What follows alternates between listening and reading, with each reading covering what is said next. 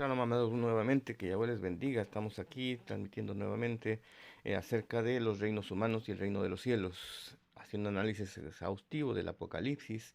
Y en este caso continuamos con el tema, los 144.000 sellados y la multitud con vestiduras blancas.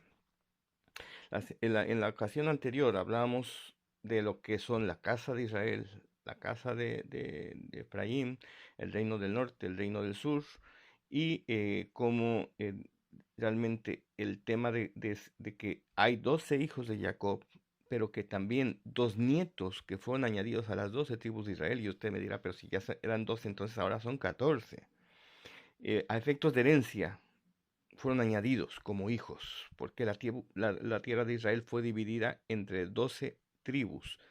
¿Por qué? Porque Efraín y Menashe representaban a la casa de Yosef y porque la tribu de Leví no recibió herencia de la tierra, porque ellos ministran delante de Yahweh, su trabajo es ministrar delante de Yahweh y viven de el sustento que proporcionan el resto de las 11 tribus de Israel. Con lo cual, a efectos de herencia, vuelve a haber 12 tribus que heredan. Y dentro de estas 12 tribus hablábamos de que Efraín formaría su descendencia la multitud de las naciones. Meloja Goyim, la plenitud de los gentiles. Y la escritura nos dice que tiene que entrar la plenitud de los gentiles, completarse la plenitud de los gentiles antes de la venida de Mashiach y el establecimiento del reino de los cielos en la tierra, el reino milenial. Esta gran multitud que es incontable con vestiduras blancas viene de ahí, de la descendencia de Efraín. Efraín, que siendo el hijo menor de Yosef, es acogido por Israel como uno de sus hijos, tan hijo como el que más, con todos los derechos y con todos los deberes de un hijo y con mejores pactos y promesas incluso que los hijos naturales, porque Efraín alcanzó la primogenitura. Él alcanzó la primogenitura y, y fue contado como el principal, el primogénito de Israel a efecto de herencia. Esto es algo muy importante porque realmente, por un lado, están las 144.000 sellados, que son 12.000 de cada una de las tribus de Israel, de las 12 tribus de Israel, del Israel étnico, que no se ha contaminado, que ha mantenido su estatus de hijo. Cuando hablamos de Israel, una cosa es el Israel étnico, los hijos en cuanto a carne y sangre, y otra cosa también es los que hacen la voluntad del Padre. Por eso Yeshua en alguna ocasión le dijeron, maestro, tu madre y tus hermanos están aquí. Y dijo, ¿quiénes son mi madre y mis hermanos? Yo en principio, cuando leía esto, me sentía mal. Yo decía, ¿cómo Yeshua puede tratar así a su madre? Que vienen caminando por caminos polvorientos, el sol, todo esto, y llega y le dice, están aquí, y en lugar de salir y recibirlos, y pasa mamá y toma un asiento. ¿Quiénes son esos? ¿Quién es mi madre? Pero no lo hace como un desprecio a ellos. Realmente es lo que dice mi madre y mis hermanos, los verdaderos israelitas, la casa de Israel, son los que hacen la voluntad del Padre. Y ahí realmente está dando un testimonio a usted y a mí, para que podamos entender y comprender quién es ese Israel, quiénes son esos 144.000 sellados y quién es esa multitud con vestiduras blancas. Todos formamos parte del Israel en el cual Yahweh habitará. Pero 144.000 son salidos de entre el Israel étnico de los hijos naturales, hijos biológicos de Israel, y la gran multitud.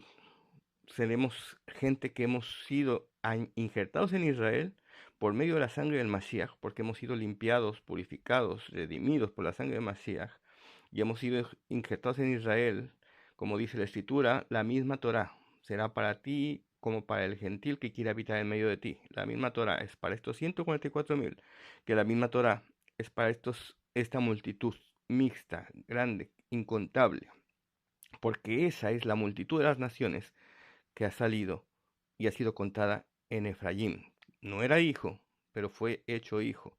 No tenía herencia en Israel, pero le fue dada mejor herencia. No tenía derecho a los pactos, las promesas, atribuidas a Israel, porque él era egipcio, nació en Egipto, nunca pisó la tierra de Israel, su madre era egipcia, por sangre él era egipcio, sin embargo, alcanzó mejores pactos y promesas, porque en su corazón estuvo el guardar la Torá de Yahweh aún en tierra extraña, estuvo en la honra a su padre, que le enseñó la Torá de nuestro Padre Celestial, y fue tomado como hijo de Israel, tal como usted y yo, que hemos nacido entre las naciones, que somos Goyim, por nacimiento, hemos sido injertados en Israel, en el olivo natural, por la gracia y por la sangre expresadas por Yahweh a través de la sangre del Mashiach. Así es que bendito sea su nombre por eso. Y continuamos con el estudio de Apocalipsis 7:9.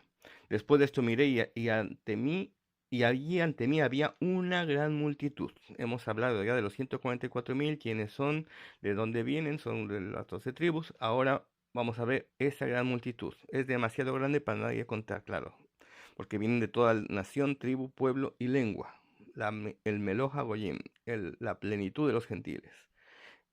Están vestidos de ropas blancas y sujetan ramas de palmas en sus manos.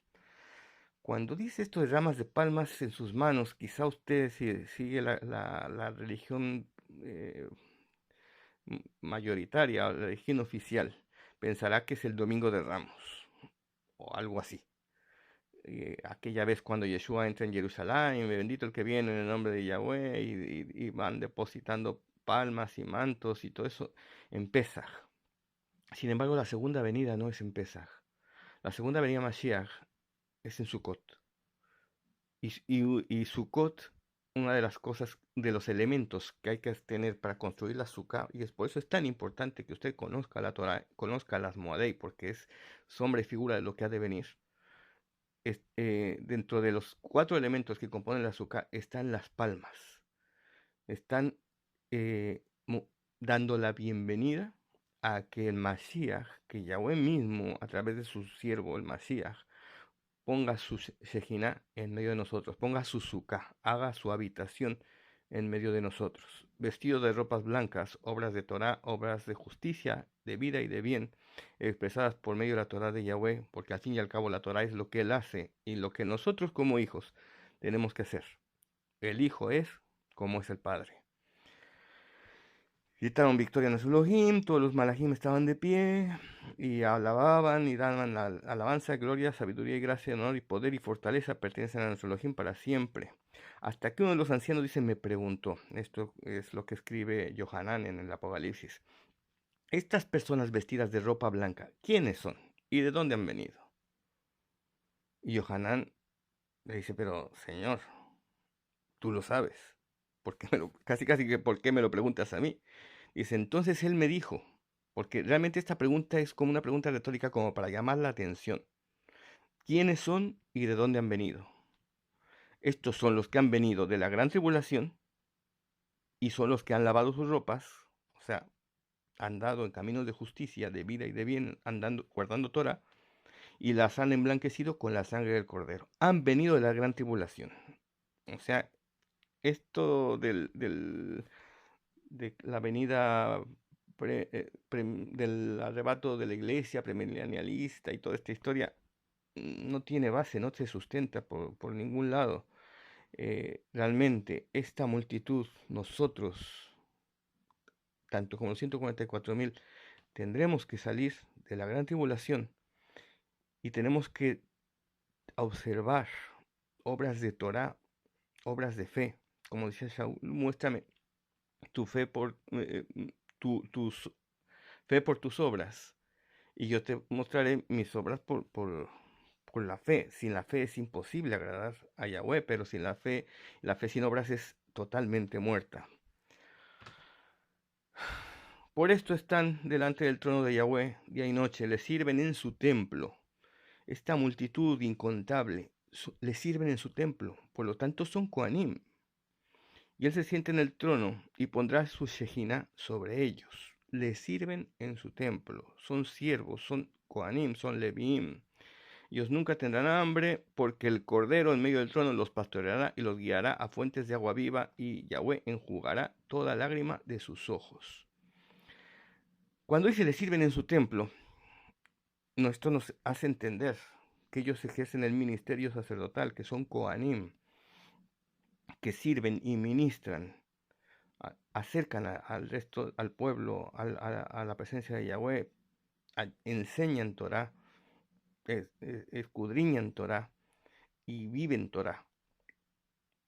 Y este tipo de personas, este tipo de Kohanim, tienen una tiara en su frente, con el nombre de Yahweh entre sus ojos, que dice Kodesh la Yahweh, consagrado para Yahweh. Y el nombre de Yahweh, Yud Hei Bab Hei, escrito en sus frentes. Ahora, ¿por qué hago esta alusión? Porque realmente esta multitud tiene ese sello. Nadie que sirva en el templo puede servir sin las vestiduras sacerdotales y es parte integral de la vestidura esta banda de oro de consagración a Yahweh para portar el nombre de Yahweh sobre nuestra frente, entre nuestros ojos. Es esa marca también que el ángel pone sobre nosotros. Ya hemos hablado también en ocasiones anteriores, si no, verifíquelo usted, la marca de Yahweh y la marca de la bestia. Esto es un tema muy, muy importante para saber quién es quién y dónde estamos. Pero aquí habla de esta otra marca, el nombre de Yahweh directamente en nuestras frentes. Y aquí está hablando de la multitud y ahora a continuación habla de los 144,000. Esto es en Apocalipsis 14. Vuelve a hablar y dice, entonces miré y un cordero estaba en pie sobre el monte Sión, y con él había 144,000 que tenían el nombre de su padre escrito en sus frentes. Kodesh le Yahweh, el nombre de su padre. Son estos 144,000 israelitas, 12,000 de cada tribu. Y cuando dice, miré y un cordero estaba en pie sobre el monte Sión, esto es porque el cordero ya vino, ya plantó sus pies sobre el monte Sión y está a punto de empezar a gobernar sobre Jerusalén. El comienzo del reino milenial, y esos 144,000 están ahí con el nombre de Kodesh le Yahweh en sus frentes, tanto como en la multitud mixta, estamos ahí con el mismo nombre en nuestras frentes.